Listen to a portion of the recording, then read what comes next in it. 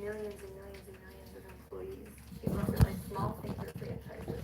Little tiny coffee carts are franchises. And it's being consolidated by these private equity firms to squeeze out any mom and pops that could compete with the franchises. So it's restricting competition, and it's setting prices across the spectrum of services, everything from home services to car services to insurance services to real estate brokerages, schools. There's one private equity firm right now that owns 37 brands of daycare centers, and the daycare costs have spiraled out of control in the United States, but they are killing it in revenue. Everybody's saying childcare is unaffordable. Their employees aren't being paid well. But those private equity firms, they are making money, lots of money. Nursing care facilities and rehab facilities are the same way. Everything is being squeezed, and people don't realize all of these things are franchises, and they're all being acquired. This is staffed right in front of us. Yep. Staffed by billionaires. Stacked by billionaires, and billionaires get richer, and communities get poorer. Our trust in mega corporations is something like 8 to 9%, but our trust in small businesses nationwide is between 65 and 81%. They saw that, saw the writing on the wall, and they said, well, clearly that's what we've got to take next. We've got to convince everybody that's what we are. And they decided that they needed to invest in the things we cared about the most. Because as long as we were emotionally tied to the cost, no matter how much they raised it, we would pay it. Veterinary care, children's pediatric care, daycare centers, children's services, funeral services, the things you'll pay for no matter what, that's what they turn their attention to, because you will take, and they said, even if you won't pay it, you'll take out the loan to pay it, and then they bought all the finance companies too. And here we are. One of the hardest things is that they're buying up these large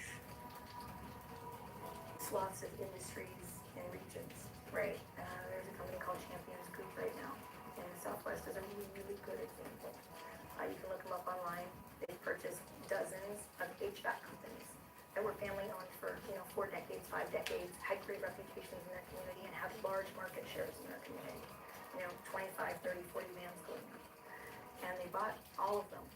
And then they paid for the name, image, likeness of the former owners as part of the deal. When you go to any of the websites for all of these HVAC companies, they all still say they're small businesses, locally owned and operated, things like, we serve our community because we're part of our community. But now they have unified software across all of them. And so no matter who you call for a quote on, let's say, frozen line on your air conditioner, if the first one comes out and says $1,600, you say, oh my gosh, that was like $400 the last time this happened. And they say, oh, COVID, supply issues, nobody's going to say greedflation, right? They say, but if you want a second opinion, call one of them, see what they say.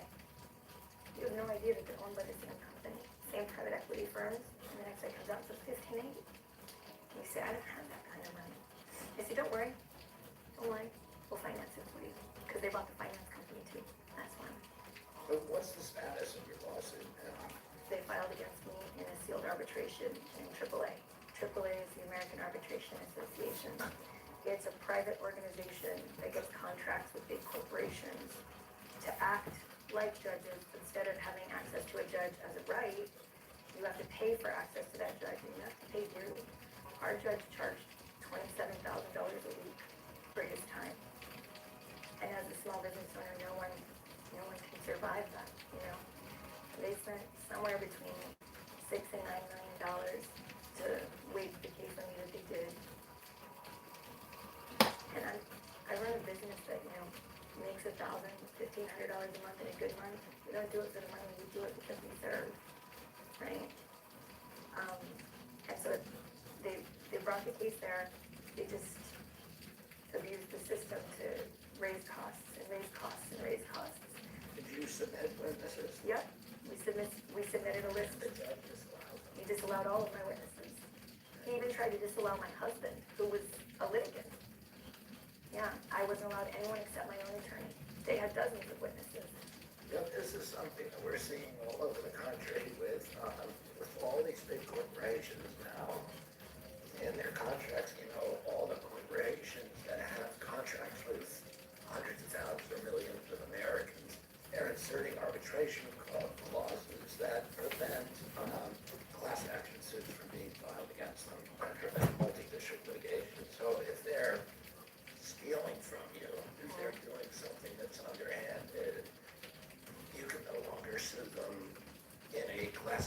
that